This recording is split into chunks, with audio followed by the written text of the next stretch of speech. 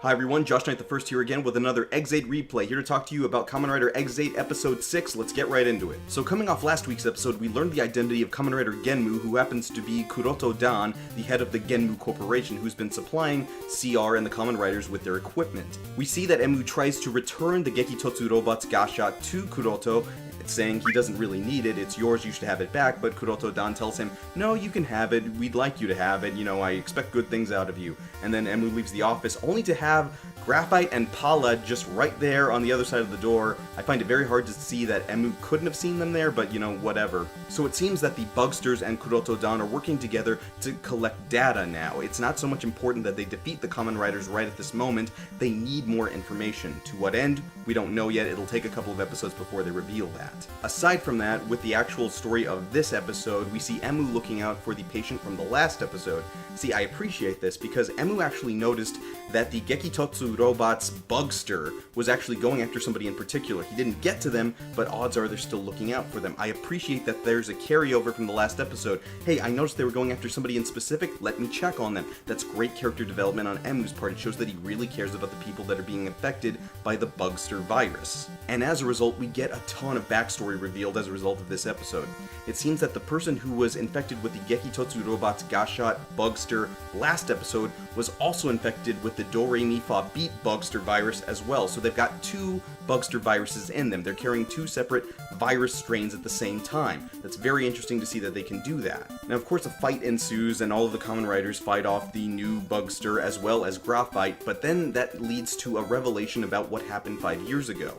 It turns out that Graphite was specifically responsible for two things. One, he's the one Bugster that Taiga couldn't defeat, which led to why he didn't want to be a Kamen Rider anymore with the CR, but the more important thing that we end up finding out is about Hiro's past, specifically that he had a girlfriend back 5 years ago whose name was Saki. Saki was apparently looking after him but couldn't really get close to him, seeing as Hiro was very involved with his studies. During that time, it appears that she was infected with the Bugster virus and unfortunately disappeared, so both Taiga and Hiro have some stake in defeating Graphite directly. Now this is good that we're in 6 episodes and we see this very deep connection to the villains. They're not just villains for villains' sake, they actually have a direct connection. You were responsible for my failure 5 years ago, so I feel inadequate. That would be Taiga.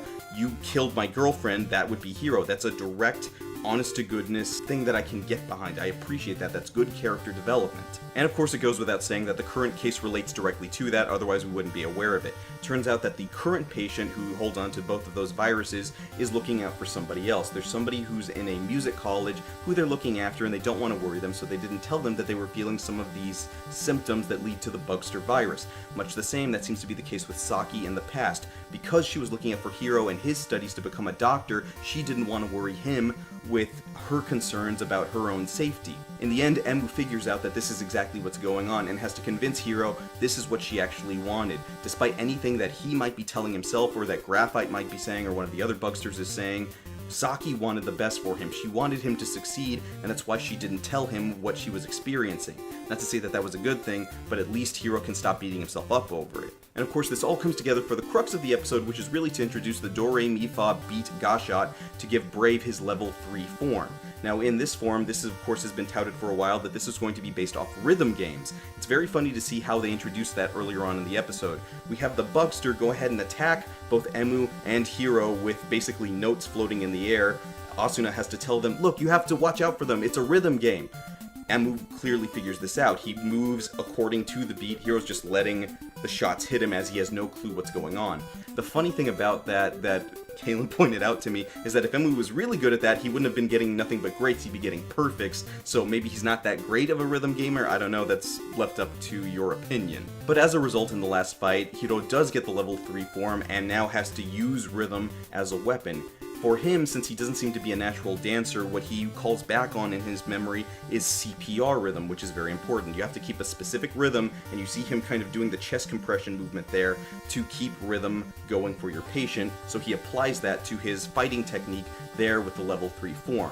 Now, I'm not certain that this is the best way of demonstrating how rhythm works. I mean, I get it, you're trying to correlate a rhythm game to the Doctor motif that's still there. I just think there could have been a better way to bring those two things together, but then again, that's just me. And of course by the end of the episode everything's hunky-dory back to normal as it should be, because we've got to get to the next episode, which introduces more power-ups, but I think it's important that the episode had a chance to address something that was inherent in the episode, and I'll talk about it here. It's that with both the current patient and with Saki in the past, both of them felt that they put the other person's safety and importance over their own. Really, the important thing I think they could have touched on is that if you're feeling something, self-care is important. I know we have a lot of people in our lives that we care about, but you do have to look after yourself. If you're feeling sick, if you're feeling down, you should definitely tell somebody, because there's people there who can help you. Obviously, in the past, Saki had Hiro. Hiro was studying to be a doctor. Hiro could have diagnosed some of it. In the current day, no matter how bad things were, you could have said something about how bad you were feeling. I think the important thing to take away here is that I get this is the case for a Sunday morning superhero show. I get that. But as a whole, I think that's an important lesson that they could have touched on that maybe that was a missed opportunity for. Aside from that, again, I get to say that this episode had decent action. Everything was tight, crisp, didn't linger too long. Emu only fell once. Poppy People Popo wasn't even there. Was she? It's still staying crisp and strong, and I'm happy to report that we're getting into another month, and that's the case. That's great. And of course, this all ties into next week's episode, where we're going to see Kamen Rider Laser get his level 3 form thanks to the Giri Giri Chanbara Gashat. Not sure how I'm gonna feel about that, but we'll talk about that next week. But for now, you guys tell me what you thought of this episode. Do you guys like the rhythm game motif? Do you not like it? Do you like how Genm's still attacking the writers? Do you think it's good character development for Graphite having that much investment in the story? Tell me in the comments below. You can always talk to me over on social media. On Twitter, I'm at JoshKnight1st. This has been Kamen Rider Exade Replay for Episode 6, A Hollow Beating in the Heart. I'm Josh Knight First. I will see you guys again next week.